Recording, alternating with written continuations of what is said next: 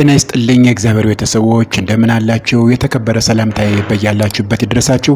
ሰብስክራይብ እያደረጋችሁ ያበረታታችሁን ስለሆነ ከልብ እናመሰግናለን። ለዛሬ ደግሞ ለየት ባለ ሁኔታ እስካሁን በተለያዩ ቦታዎች ዩቲዩብ ላይ ተመልክታችሁ ሊሆን ይችላል። በዚህ ርዕሰ ጉዳይ ዙሪያ ምንም አይነት ፕሮግራም ተሰርቶ አያውቅም ማለት ይቻላል።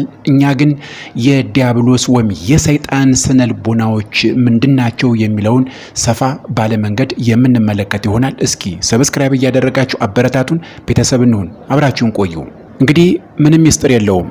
የዲያብሎስ ስነልቦናዎች ስንል ክፋት በሰው ልጅ አእምሮ ውስጥ እንዴት ሰርጎ እንደሚገባና ሰውን ከራሱና ከፈጣሪው ጋር እንዴት እንደሚያጣላ የሚያሳይ ጥልቅ ምሳሌያዊ ትንታኔ ያለው ነው። ሰይጣን ሰውን ለመጣል የሚጠቀመው ትልቁ መሳሪያ ስጋዊ ፍላጎትን ብቻ ሳይሆን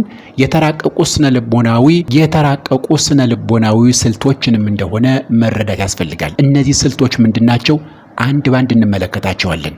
የመጀመሪያው ቀስ በቀስ የማላመድ ስልት ወይም ዘ ስትራቴጂ ኦፍ ግራጁዋሊዝም ይባላል። ይሄ ሰይጣን የሚጠቀመው ስልት ነው። የማላመድ ስልት ያለማምደናል ማለት ነው። ሰይጣን ሰውን በአንድ ጊዜ ትልቅ ጥፋት ውስጥ እንዲገባ አይገፋፋንም። አያችሁ፣ መሰረታዊ ነገሩ ይሄ ነው። ይልቁንም ትናንሽ የሚመስሉ ስህተቶችን እንድንለምዳቸው፣ ከዛ ይልቅ ትናንሽ የሚመስሉ ስህተቶችን ቀስ በቀስ እንድንለምዳቸው ያደርገናል። የብዙዎቻችን ህይወት እየተበላሸ ያለ የብዙዎች ህይወት የምናውቃቸው በሙሉ እየተበላሸ ያለው በዚህ መንገድ ነው። ጠብ እያደረገ ቀስ እያደረገ ጣፋጭ የሆነ ነገር እያቀመሰ ወደ ዋናው ጥልቅ ጉድጓድ ይዞን ይሄዳል ማለት ነው። ይሄ የማላመድ ስትራቴጂ ይባላል። ይህን ስልት ስንመለከተው ይሄ ምን ችግር አለው? ይህች ምን ችግር አላት? በሚል ሰበብ ምን አለበት እስኪ ሞክረው፣ ምን አለበት እስኪ ሞክሪው በሚል ሰበብ ህሊናችንን እንድንለምድ ያደርገናል። ብዙዎች እኮ ህይወታችን በዚህ መልኩ ተበላሽቷል። ሞክረው፣ ምን ችግር አለበት? ለዛሬ እስኪ ሞክሪው፣ ለዛሬ ይችን ጠጫትና ምንም አይልሽም። በብዙ መንገድ ተሸውደናል። ወደ ጥልቁ ጉድጓድ የተጣልን ብዙዎች ነበርን። ከዛም የወጣን እንኖራለን። ይሄ የማላመድ ስትራቴጂ ይባላል። ውጤቱን ስንመለከት ያ ሰው ትልቁን ጥፋት ሲያደርግ ህሊናው እንዳይወቅሰው ያደነዝዘዋል። ቀስ በቀስ እየለመድነው እንሄድና ዋናውን ኃጢአት እንድንሰራ ያደርገናል። ምንም አይመስለንም። ይሄ የማላመድ ፖሊሲ ነው የሰይጣን የዲያብሎስ። ይህን ማወቅ ያስፈልጋል። ሁለተኛው የማነጻጸር ወይም የቅናት ወጥመድ ኮምፓሪዝን ተራፒ ይባላል። የሰው ልጅ ካለው ነገር ይልቅ በሌለው ነገር ላይ እንዲያተኩር፣ እንዲያማርር፣ ክፍተቱ እንዲታየው ያደርገናል። እንደዚህ ያለ ነገር የለብንም በህይወታችን። እኛን አሳንሶ ይመለከተናል፣ ሌሎችን ደግሞ ከፍ አድርጎ ያሳየናል። እገሌ ካንተ በምን ይበልጣል? እሱ እኮ እንዲህ ያለው ተመልከተው የት እንደደረሰ፣ አንተ የት ነው ያለህ ይልሃል። ግራ ያጋባሃል። እንድትቀና ያደርገናል። እንቀናለን በሰው ህይወት።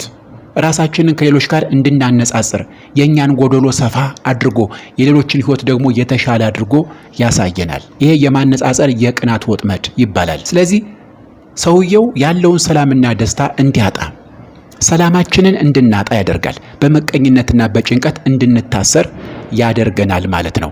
ይሄ የሰይጣን የማነጻጸርና የቅናት ወጥመድ ነው ማለት ነው። ሶስተኛው የነገ ወይም የማዘግየት በሽታ ነው። የማዘግየት በሽታ ሰይጣን ሰውን መልካም አታድርግ አይለንም እኮ ኧረ ይሄንን አትስራ፣ አትጹም ምናምን እኮ አይለንም እኮ ሰውን አትግደል እኮ አይለንም። መልካም አታድርግ ብሎ አያውቅም ሰይጣን። ይልቁንም በጣም ጥሩ ሐሳብ ነው ይለናል። ነገር ግን ይላል ነገ ታደርገዋለህ፣ ችግር የለውም ዛሬ ጭፈራ ቤት ሂጅና ነገ እኮ ቤተክርስቲያን መሄድ ትችያለሽ፣ ምን ችግር አለው ዛሬ ቢያልፍሽ። ቀስ እያለ ያዘገየናል። ንስሐ ልገባ ፈልጌ ነበረ፣ በጣም ጥሩ ሐሳብ ነው ይለናል። ነገ ትገባለህ፣ ምን አስቸኮለ? የዛሬ ዓመት እኮ ገና ወጣት እኮ ነህ አንተ፣ ብዙ መስራት አለብህ። አያችሁ፣ ስልቱ ከባድ ነው። ንስሐን፣ ይቅርታንና መልካም ስራን ወደፊት ማስተላለፍ እንድንለምድ ያደርገናል። አረ ችግር የለውም ረጋበል ይለናል። በጓደኛ በኩል ይመጣል። ፈተናው በተለያየ መንገድ ይመጣል። ይሄ የማዘግየት በሽታ ወይም ስትራቴጂው እንደሆነ መረዳት ያስፈልጋል። አራተኛው የራስን ጥፋት በሌላው ላይ ማላከክ ነው። ማላከክ ሰው ለስህተቱ ኃላፊነት እንዳይወስድ ስነ ልቦናዊ ተጽዕኖ ያሳድራል ሰይጣን። እኔ ጥፋተኛ አይደለሁም፣ እከሌ ስለገፋፋይ ነው ወይም ደግሞ ሁኔታዎች ስላስገደዱ ነው የሚል ሰበብ እንድንደረድር ያደርገናል። ምክንያተኛ ያደርገናል ማለት ነው። ስለዚህ የራስን ጥፋት በሌላው ላይ የማላከክ ስትራቴጂ አንደኛው የሰይጣን መንገድ ነው።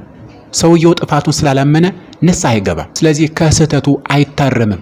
እንዳንታረም ጥፋታችንን እንዳናይ የሚያደርግበት አንደኛው መንገድ ነው። አንተ ምን አጠፋህ ይላል። 30-40 ምክንያት ይሰጣል ለኃጢአታችን። ዝሙት ላይ ከወደቅን አረ ምንም ችግር የለውም ይሄ እኮ ያንተ ጥፋት አይደለም እንዴ ይላል። በዚህ ምክንያት ብዙ ችግር የገጠመን ሰዎች እንኖራለን። ስለዚህ ይሄንን ማወቅ ያስፈልጋል። ሌላኛው በተስፋ መቁረጥ መምታት ነው። መምታት ሰው ኃጢአት ከሰራ በኋላ ሰይጣን ፊቱን ይለውጣል።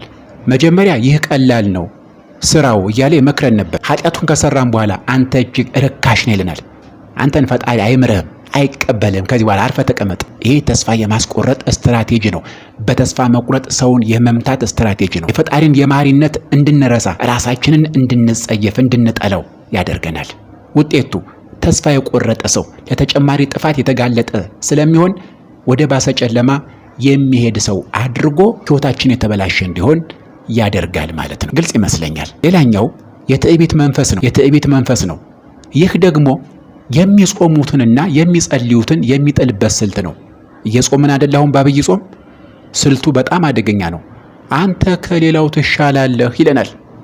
አንተ እኮ መልካም ቅዱስ ሰው ነህ፣ ጥፋት የለብህ፣ የእግዚአብሔር ሰው ብሎ እኛን ከፍ ያደርገናል። ሰው ደግሞ በባህሪው እንደዚህ ያለ ሙገሳ ይወዳል። አያችሁ፣ በራስ መመካት ይጀመራል ማለት ነው። ትህትናችንን እንጥላለን ማለት ነው። ትህትና የሌለው ጾም ደግሞ ባዶ ቤት ነው። ምግብ መቀየር ብቻ ነው። ጾም ሊባል አይችልም። በተለይ በጾም ወቅት ትዕቢት በጣም የማይፈለግ ነገር እንደሆነ አባቶች ሲያስተምሩ እንመለከታለን። አያችሁ ወዳጆቼ፣ ኦርቶዶክሳውያን እህት ወንድሞቼ፣ ዲያብሎስ ሰውን የሚጥለው በሚያምርበት መንገድ ነው እንዲሉ እነዚህ የስነ ልቦና የተመለከትናቸው ወጎች፣ ታሪኮች የሚያሳዩት ትልቁ ጦርነት በአእምሮ ውስጥ የሚደረግ የሐሳብ ጦርነት መሆኑን እንገነዘባለን። ስለዚህ እነዚህን ስነ ልቦናዎች በአግባቡ መረዳትና በእግዚአብሔር ቃል ከእግዚአብሔር ጋር በመሆን እነዚህ ነገሮችን ማሸነፍ እንችላለን ማለት ነው። አላበቃም። በሌላ ጊዜ ሌሎች ስትራቴጂዎችን፣ ሌሎች ስነ ልቦናዎችን ዲያብሎስን የምናሸንፍበትን የተለያዩ መንገዶችን ወደ እናንተ የምናቀርብ ይሆናል ማለት ነው። ሐሳቡን መንገዱን ከወደዳችሁት እስኪ በርቱ፣ ጥሩ ነው በሉ። አልተሳደብንም፣ ክፉ ነገር አልተናገርንም፣ መልካም ነገር ነው ያቀረብን። ይገባኛል። ብዙ ጊዜ እንደነዚህ ያሉ ሐሳቦች ብዙ ላይክ እና ሼር፣ ሰብስክራይብ እንደማያገኙ ይገባኛል። ያው መችስ መልካም ነገር አያስወድደንም አይደል? ቢሆንም ግን እናንተ ኦርቶዶክሳውያን ሰብስክራይብ እያደረጋችሁ ቤተሰብ ትሆኑ ዘንድ በአክብሮት እንጋብዛለን። ሌላ ጊዜ በሌላ ሐሳብ እስከምንገናኝ ድረስ ሰላም እግዚአብሔር ከእናንተ ጋር ይሁን። ቻው።